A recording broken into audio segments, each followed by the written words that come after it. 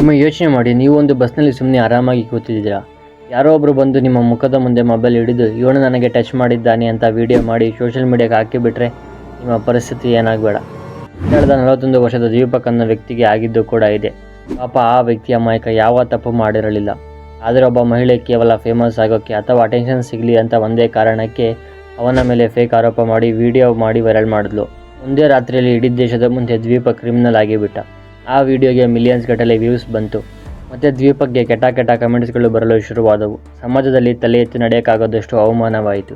ಕೊನೆಗೆ ಅವಮಾನ ತಾಳಲಾರದೆ ಆ ಅಮಾಯಕ ದ್ವೀಪಕ್ ಆತ್ಮಹತ್ಯೆ ಮಾಡಿಕೊಂಡ.